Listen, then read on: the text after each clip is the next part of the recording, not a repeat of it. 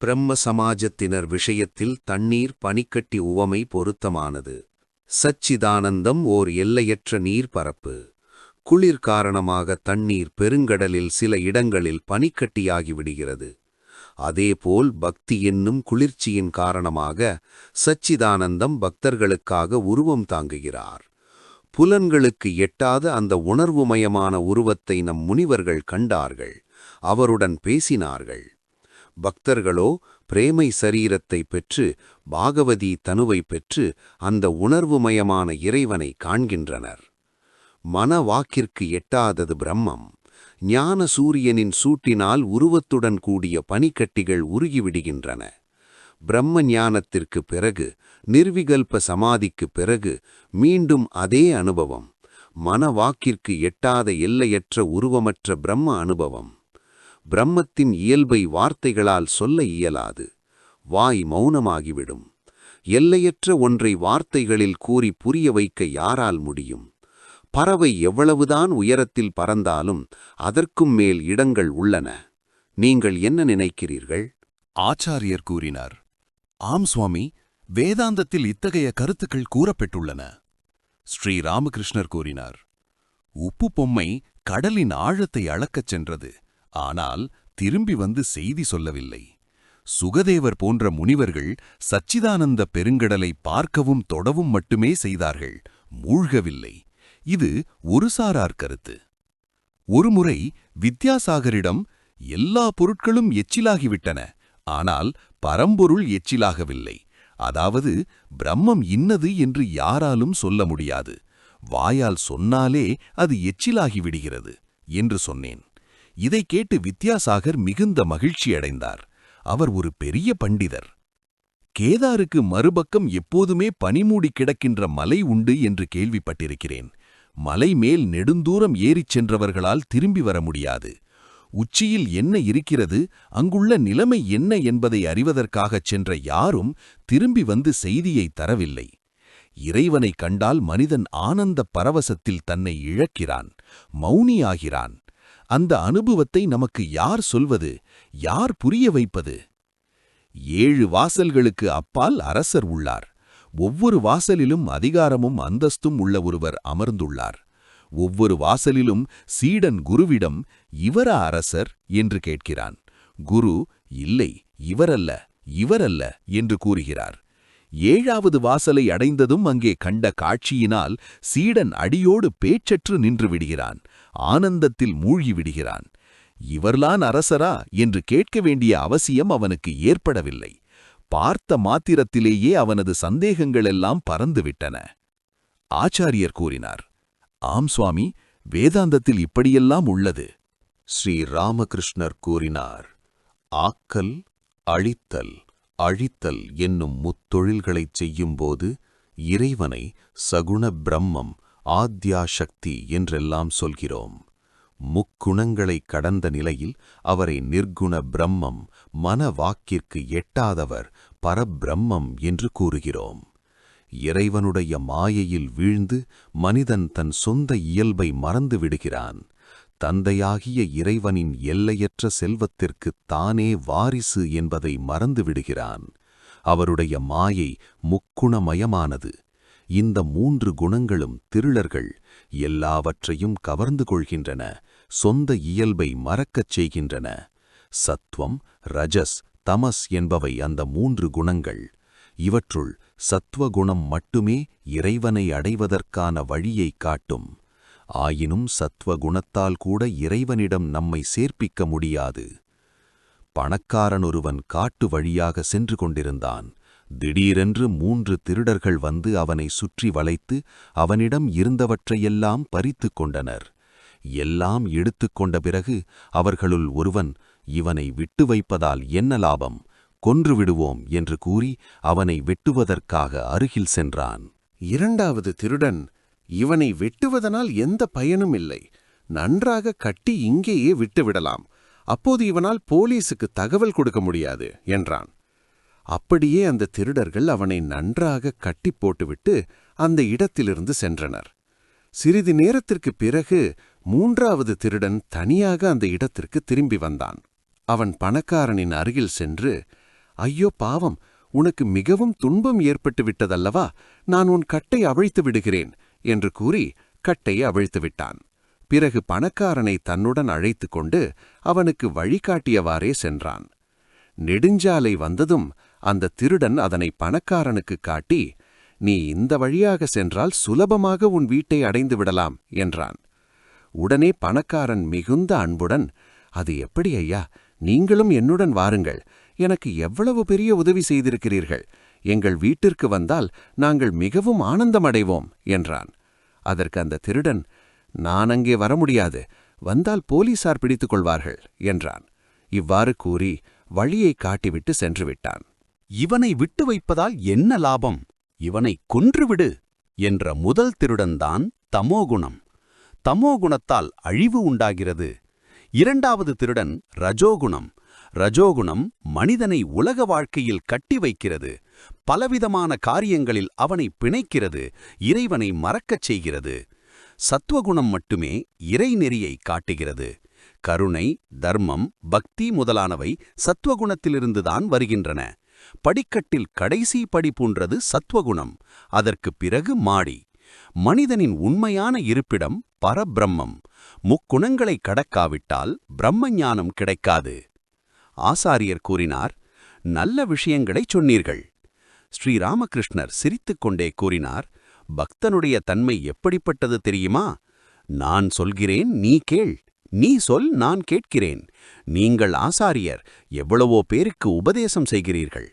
ஆசாரியர்களாகிய நீங்கள் கப்பல், நாங்கள் மீன் பிடிக்கும் சிறு படகுகள். எல்லோரும் சிரித்தனர்.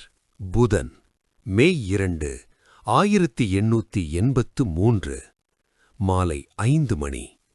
நந்தன்பக்கானில் உள்ள பிரம்ம சமாஜ கோயிலில் குருதேவர் பக்தர்களுடன் அமர்ந்திருந்தார். பிரம்ம சமாஜ அன்பர்களும் உடனிருந்தனர். அவருடன் ராக்கால், முதலியோரும் இருந்தனர். காசீஸ்வர் மித்ரரின் வீடு அங்கு இருந்தது. அவர் உதவி நீதிபதியாக இருந்தவர். ஆதி பிரம்ம சமாஜத்தை சேர்ந்தவர். அவர் தன் வீட்டு மாடியில் உள்ள பெரிய அறையை வழிபாட்டு அறையாக வைத்திருந்தார். அடிக்கடி பக்தர்களை அழைத்து விழா நடத்துவார். இப்போது அவர் உயிருடன் இல்லை. அவருடைய பிள்ளைகள் ஸ்ரீநாத், யக்ஞநாத் இருவரும் சிறிது காலம் விழாக்களை நடத்தி வந்தனர். அவர்கள்தான் இப்போது குருதேவரை வற்புறுத்தி அழைத்து வந்திருந்தனர். வீட்டிற்கு வந்ததும் குருதேவர் முதலில் கீழ்த்தலத்தில் உள்ள ஓர் அறையில் சென்று அமர்ந்தார். பிரம்ம சமாஜ பக்தர்கள் ஒவ்வொருவராக அங்கு வந்து சேர்ந்தனர். டாகூர் வம்சத்தை சேர்ந்த ரவீந்திர டாகூர் முதலிய பக்தர்களும் அங்கு வந்திருந்தனர். சிறிது நேரத்திற்குப் பிறகு குருதேவரும் பக்தர்களும் மாடியிலுள்ள வழிபாட்டு அறைக்கு அழைத்துச் செல்லப்பட்டனர்.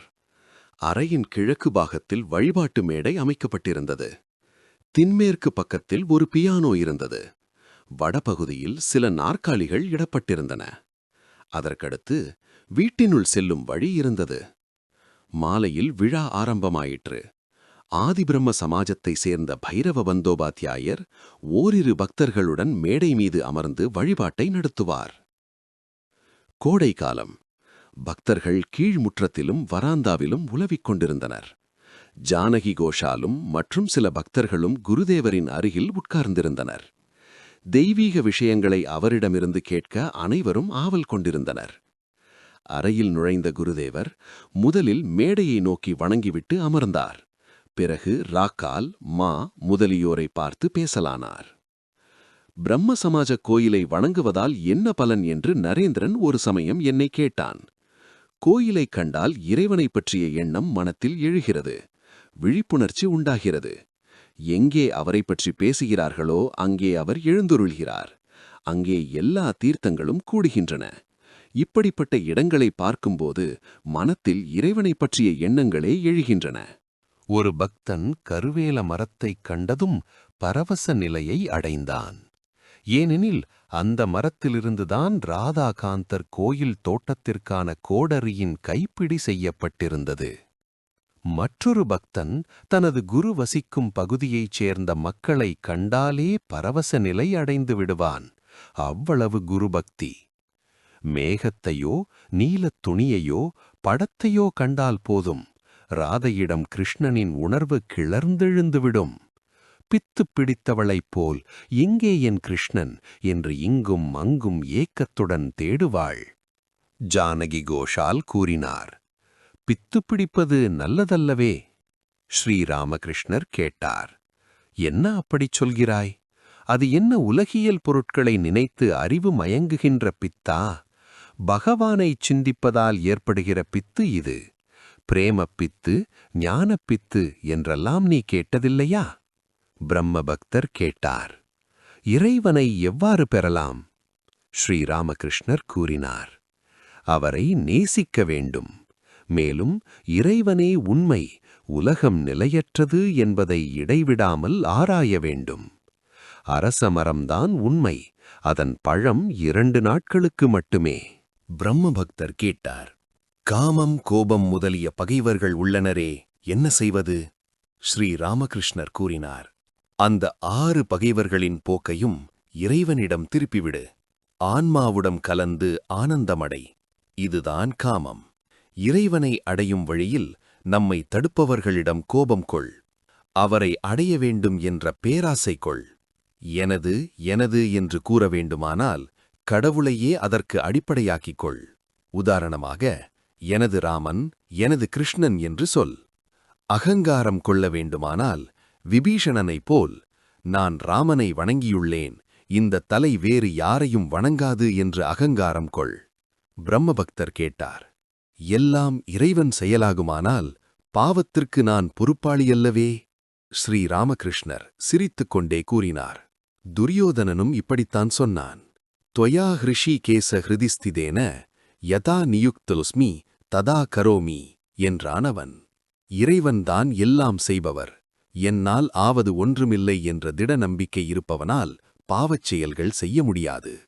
நாட்டியம் ஆடுவதை கற்றுத் தேர்ந்தவள் தாளம் தவறி ஆடவே மாட்டாள். உள்ளம் தூய்மையடையாவிட்டால் கடவுள் இருக்கிறார் என்ற நம்பிக்கையே வராது. பிறகு குருதேவர் பூஜையறையில் இருந்தவர்களை பார்த்து பேசலானார். இடையிடையே இவ்வாறு ஒன்றுகூடி இறைவனைப் பற்றி பேசுவதும் அவருடைய பெயரையும் மகிமையையும் பாடுவதும் மிகவும் நல்லது. ஆனால் உலகியல் மனிதர்களின் பக்தி கணநேரத்திற்கே. பழுக்கக் காய்ச்சிய இரும்பின் மீது விழுந்த நீர்த்துளி எவ்வளவு நேரம் தங்கியிருக்குமோ அவ்வளவு நேரத்திற்கே. அப்போது வழிபாடு ஆரம்பமாகியது. பிரம்ம சமாஜ பக்தர்கள் மேடைக்கருகள் கூடியிருந்தனர். பிரம்ம சமாஜ பெண்கள் சிலர் அறையின் வடக்கப் பகுதியில் நாற்காலிகளில் உட்கார்ந்திருந்தனர். அவர்கள் கைகளில் பாட்டுப் புத்தகங்கள் இருந்தன. பியானோ, ஆர்மோனியம் இவற்றின் இசையுடன் பிரம்ம சங்கீதம் ஆரம்பித்தது. குருதேவர் பாட்டைக் கேட்டு அளவிலா ஆனந்தமடைந்தார். வரவேற்பு, பிரார்த்தனை, வழிபாடு என்று விழா தொடங்கியது. மேடை மீது அமர்ந்திருந்த ஆசாரியர்கள் வேத மந்திரங்களை ஓதத் தொடங்கினார். ஓம் பிதானோ அசி, பிதானோ போதி, நமஸ்தே அஸ்து, மாமா ஹிம்சீஹ். நீ எங்கள் தந்தை, எங்களுக்கு நல்ல புத்தியை தருவாயாக. உனக்கு எங்கள் வணக்கம், எங்களை அழித்து விடாதே. பிரம்ம பக்தர்கள் ஆசாரியருடன் ஓதினார்கள். துதி முடிந்ததும் பண்டிதர்கள் பிரார்த்தனை செய்தனர். அசதோமா சத்கமய, தமசோமா ஜோதிர்கமய, மிருத்யோர்மா அமிர்தம் கமய, ஆவிராவீர் மேயேதி, ருத்ரயத்தே தக்ஷிணம் முகம், தேனமாம் பாஹி நித்யம். துதி, பிரார்த்தனை முதலியவற்றை கேட்டு குருதேவர் பரவசமடைந்தார். பின்னர் ஆசாரியர் ஒருவர் சொற்பொழிவு செய்தார். வழிபாடு நிறைவுற்றது. வந்திருந்த பக்தர்களுக்கு பூரி, இனிப்பு முதலியவை வழங்க ஏற்பாடு நடைபெற்றுக் கொண்டிருந்தது.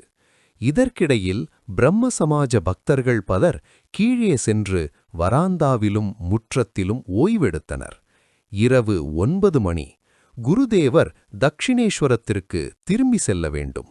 ஆனால் விழாவிற்கு ஏற்பாடு செய்தவர்கள் வந்திருந்த பக்தர்களை உபசரிப்பதில் குருதேவரின் விஷயம் எதையும் கவனிக்க முடியவில்லை. ஸ்ரீ ராமகிருஷ்ணர் ராக்கால் முதலியவர்களிடம் கேட்டார். என்னடா இது, யாரும் நம்மை கூப்பிடவில்லையே? ராக்கால் கோபத்துடன் கூறினார். சுவாமி, வாருங்கள், தட்சிணேஸ்வரத்திற்கு போய்விடலாம்.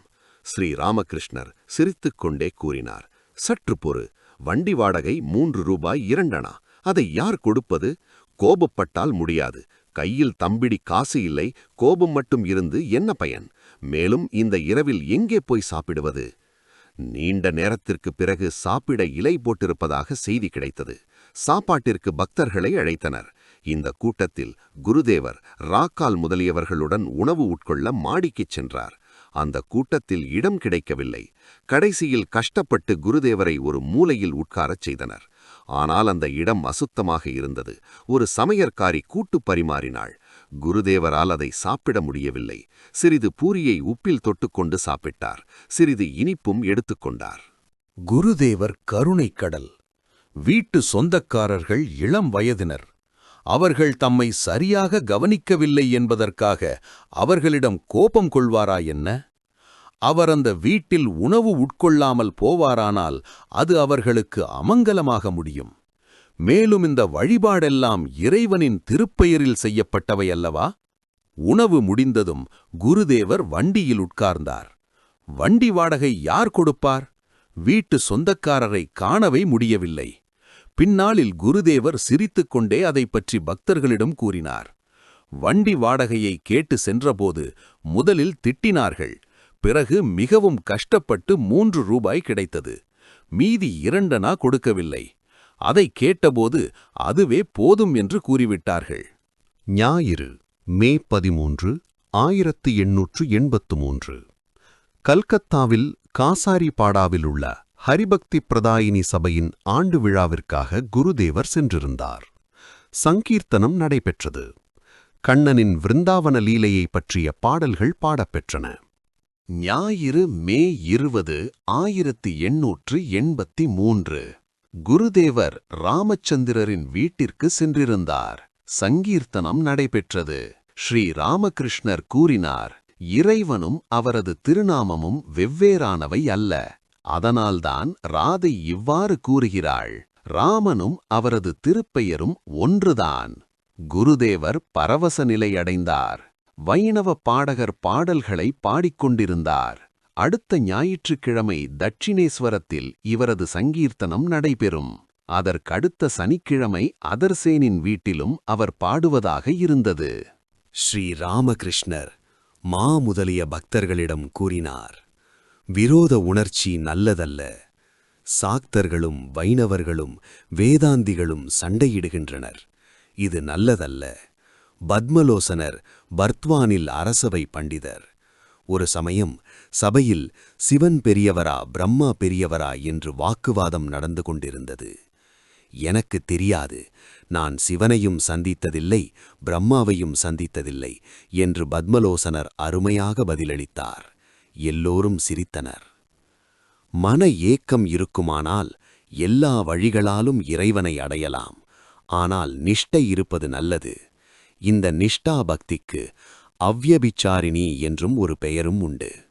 ஒரு மரம் கிளைகளில்லாமல் நேராக மேல் நோக்கிச் செல்வது போன்றது நிஷ்டா பக்தி. மரம் பல்வேறு கிளைகளுடன் இருப்பது போன்றது வியபிச்சாரிணி பக்தி. கோபியரிடம் நிஷ்டா பக்தி இருந்தது. கழுத்தில் மஞ்சள் நிற மாலை அணிந்த, தலையில் மயிலிறகு சூடிய இடைச்சிறுவனான பிருந்தாவன கிருஷ்ணனைத் தவிர வேறு யாரையும் அவர்கள் நேசிக்க மாட்டார்கள். தலையில் கிரீடத்துடன் அரசனாக மதுராவில் கிருஷ்ணனைக் கண்டதும் கோபியர் தங்கள் முகத்தை மூடிக்கொண்டனர். யாரடி இவன்? இவனுடன் பேசி நாம் இன்னொருவனை நாடியவர்களாகிவிடுவோமோ என்று பேசிக்கொண்டனர். மனைவி கணவனுக்கு செய்யும் சேவையும் நிஷ்டா பக்திதான். மைத்துனனுக்கும் மற்ற உறவினர்களுக்கும் அவள் உணவு பரிமாறுகிறாள், கை கழுவ தண்ணீர் கொடுக்கிறாள். என்றாலும் கணவனிடம் அவளது உறவு தனிப்பட்டது. இதுபோன்றே ஒருவன் தன் மதத்தில் ஈடுபாடு கொள்ளலாம். அதற்காக மற்ற மதங்களை வெறுக்க வேண்டியதில்லை. மாறாக பிற மதத்தினரிடம் இனிமையாக நடந்து கொள்ள வேண்டும். பின்னர் குருதேவர் கங்கையில் குளித்துவிட்டு காளிக் கோயிலுக்கு சென்றார். மாவும் உடன் சென்றார். கோயிலுக்குள் சென்றதும் பூஜைக்கான ஆசனத்தில் அமர்ந்து தேவியின் தாமரை திருப்பாதங்களில் மலர்களை இட்டார். இடையிடையே தம் தலைமீதும் மலர்களை வைத்துக் கொண்டார். பிறகு தியானத்தில் ஆழ்ந்தார். நீண்ட நேரத்திற்குப் பிறகு எழுந்தார். பரவச நிலையில் ஆனந்தம் மேலிட ஆடத் தொடங்கினார். தேவியின் திருநாமத்தை உச்சரித்தபடியே ஆடினார். இடையிடையே அம்மா விபத்நாசினி விபத்நாசினி என்று கூறினார். உடல் தரித்தாலே துன்பங்கள்தான். அதனால்தான் நாம் துன்பத்திலிருந்து விடுபட விபத்நாசினி என்ற மகாமந்திரத்தை மனம் விட்டு உச்சரிக்குமாறு குருதேவர் நமக்கு கற்பிக்கிறாரோ? குருதேவர் தமது அறையின் மேற்கு வராந்தாவில் வந்து உட்கார்ந்தார். இன்னும் பரவச நிலையிலேயே இருந்தார். அருகில் ராக்கால், நகூட் வைணவர் முதலியோர் இருந்தனர். நகூட் வைணவ பக்தர். அவரும் அடிக்கடி விழா கொண்டாடுவார். மாவின் வீட்டிற்கு அருகில்தான் நகூட் வசித்தார். ஜாமாபுகூரில் இருந்த காலத்தில் குருதேவர் கோவிந்த சட்டர்ஜி என்பவரின் வீட்டில் வசித்தார். அந்த பழைய வீட்டை நகூட் ஒரு சமயம் மாவிற்கு காட்டினார். ஸ்ரீராமகிருஷ்ணர் பக்தர்களிடம் கூறினார், இல்லறத்தாரிடம் துன்பங்களைப் பற்றியே கூறுவது நல்லதல்ல. அவர்களுக்கு ஆனந்தம் வேண்டும். ஏழைகளால் ஒன்றோ இரண்டோ நாட்கள் பட்டினி கிடக்க முடியும். ஆனால் சாப்பாட்டிற்கு சற்று தாமதமாவதையே தாங்க முடியாதவர்களிடம் கஷ்டங்களையும் கண்ணீரையும் பற்றி கூறுவது நல்லதல்ல. எப்போதும் பாவம் பாவம் என்றா சொல்லிக் கொண்டிருப்பது? ஆனந்தமாக இரு என்று வைஷ்ணவச்சரன் கூறுவார். குருதேவர் மதிய உணவிற்குப் பின் ஓய்வெடுத்துக் கொண்டிருந்தபோது மனோகர் சாயி கோஸ்வாமி வந்து சேர்ந்தார். சனிக்கிழமை ஜூன் 2, 1883. குருதேவர் தக்ஷிணேஸ்வரத்திலிருந்து கல்கத்தாவிற்கு வந்தார். முதலில் பலராமின் வீட்டிற்கும் பிறகு அதரின் வீட்டிற்கும் கடைசியாக ராமின் வீட்டிற்கும் செல்வதாக இருந்தார். அதரின் வீட்டில் மனோகர் சாயியின் கீர்த்தனமும் ராமின் வீட்டில் கதா காலக்ஷேபமும் நடைபெறும். குருதேவர் வண்டியில் வரும்போது ராக்கால், முதலியவர்களிடம் கூறினார், இதோ பாருங்கள், இறைவனிடம் அன்பு பிறந்தால் வயலில் தேங்கி நிற்கும் தண்ணீர் சூரியனுடைய வெப்பத்தினால் வற்றிவிடுவது போல் பாவம் தாபம் எல்லாம் பறந்தோடி விடுகின்றன. பொருட்பற்று, அதாவது காமினி காஞ்சனத்தில் பற்று இருந்தால் இறைவனிடம் அன்பு உண்டாகாது. உலகியலில் பற்றுள்ளவன் துறவு பூண்டாலும் பக்தி வருவதில்லை. துறவி உலகியலை நாடுவது துப்பியதை மீண்டும் உட்கொள்வதற்கு சமமாகும். சிறிது நேரம் சென்றதும் குருதேவர் மீண்டும் பேசத் தொடங்கினார். பிரம்ம சமாஜத்தினர் உருவக்கடவுளை ஒப்புக்கொள்வதில்லை. நரேந்திரன் அதை பொம்மை என்கிறான். என்னை குறித்து அவர் இன்னமும் காளிக் கோயிலுக்குப் போகிறார் என்று சொல்கிறான். வண்டி பலராமின் வீட்டை அடைந்தது. குருதேவருக்கு திடீரென்று பரவசம் உண்டாயிற்று.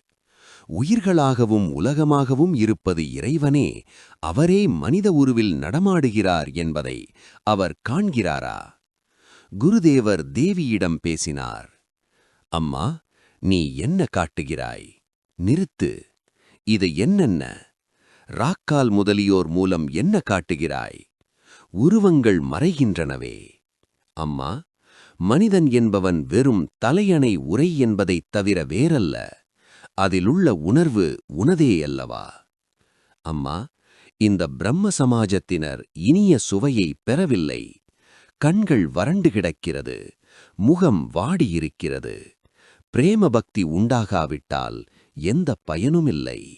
அம்மா, எனக்கு என்னை போன்ற ஒருவனை துணைவனாகக் கொடு என்று உன்னிடம் கேட்டேன்.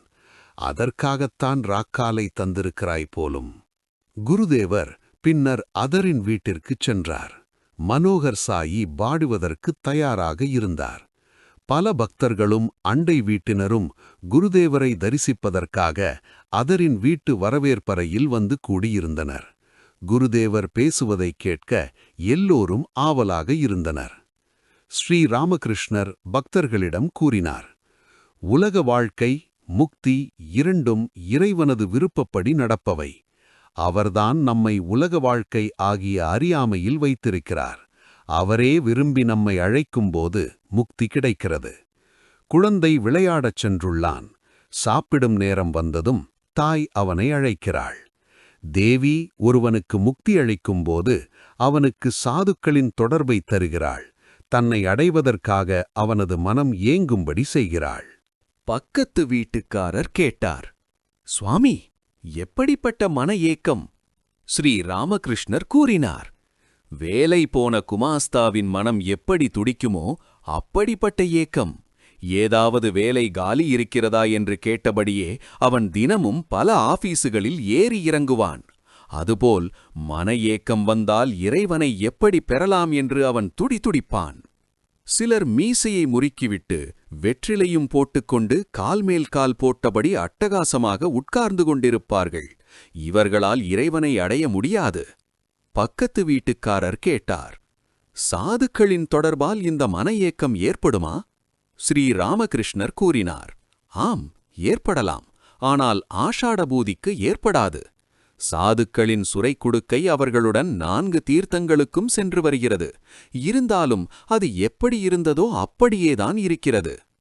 கதாகாலட்சேபம் ஆரம்பமாயிற்று. கோஸ்வாமி ராதையைப் பற்றி கூறத் தொடங்கினார். ராதை கூறினார், தோழி, என் உயிர் போகிறது. என் கண்ணனை எனக்கு கொண்டு வந்து தா. தோழி கேட்டார், ராதா, கண்ணன் என்ற மேகம் மழையை பொழிந்திருக்கும். ஆனால் உனது சுயகௌரவம் என்ற காற்று அதை அடித்துக் கொண்டு போய்விட்டது. நீ கண்ணனின் சுகத்தில் சுகம் கொள்பவள் அல்ல. அப்படி இருந்தால் ஏன் சுயகௌரவம் கொள்கிறாய்? ராதை கூறினார், தோழி, அந்த கௌரவம் என்னுடையதல்ல. அது யாருக்குச் சொந்தமோ அவருடனேயே அது சென்று விட்டது. லலிதா ராதைக்கு பரிந்து பேசுகிறாள். பிறகு தோழிகள் ராதாகுண்டத்திற்கு அருகில் கண்ணனை தேடத் தொடங்கியது. யமுனைக்கரையில் கண்ணனை கண்டது. ஸ்ரீதாமன், சுதாமன், பிருந்தை முதலியோருடன் கண்ணன் பேசியது.